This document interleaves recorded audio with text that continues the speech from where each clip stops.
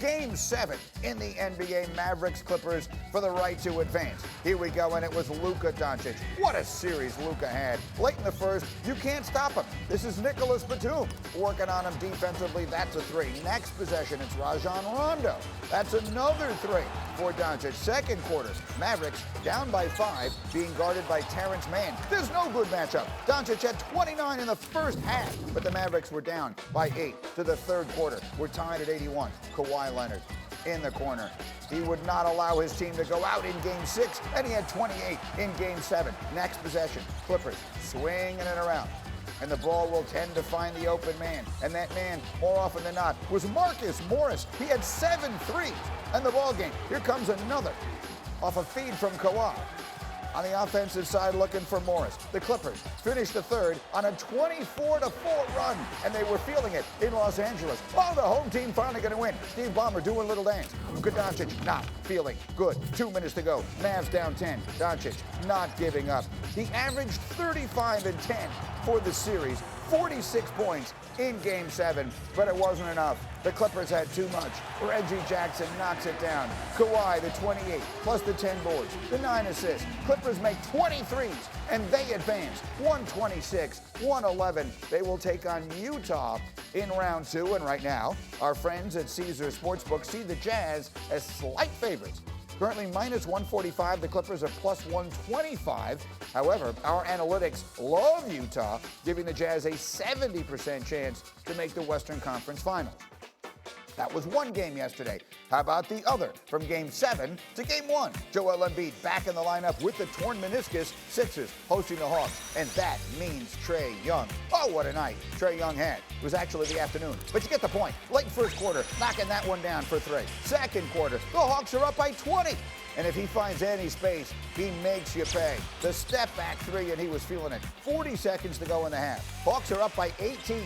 Young, using another high screen, finds the space, knocks it down over Tobias Harris. He had 35 points, 10 assists. Doc Rivers says, I can't believe what I'm seeing. But the Sixers would not go quietly. $1:15 to go. It's a 7-point game. Joel Embiid gets the feed. Look at the physicality from the big man. Get out of his way.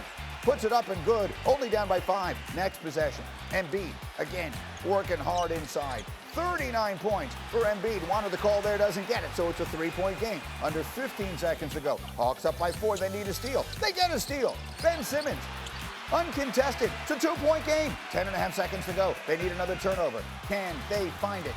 The answer is no. Hawks get it in. Green is forced to foul. Atlanta makes both free throws, and that's all she wrote. Atlanta steals Game 1, 128-124, despite 39, a postseason career high from Joel Embiid. So that's where we stand after one game in that series, and here is where we begin our conversation with Tim Legler this morning. So they get Embiid back. He plays huge, and they still lose at home. Is the 1 seed in the East in trouble in this series? They're definitely in trouble. That doesn't mean they can't win the series, but when you have Joel Embiid play in the first game and play with 100% ability to move and get off the ground and have a normal Joel Embiid night, and you still lose, it's a major concern, and here's why. I think Philadelphia is one of, if not the best perimeter defensive team in the NBA. They've got more personnel to throw at Trae Young than any other team when you talk about the guard position, and yet they could not contain him the entire game, particularly the way he got out of the gate. It's a massive problem for Doc Rivers, but here's what I think the solution is going to be, Greeny. I think they need to start Matisse Thybulle and let Matisse Thybulle have Trae Young the entire time he's on the floor. And if Trae Young gives the ball up, you've got to face guard and deny and take him out of the game and not let him get the basketball back to the extent that you can. Great players are still going to make plays and have an impact. But Trae Young got into a comfort zone at the start of this game, and when he does that, he puts so much pressure on your defense, similar to a Curry or a Damian Lillard, because of where you have to guard him. So I think the answer is change the matchup.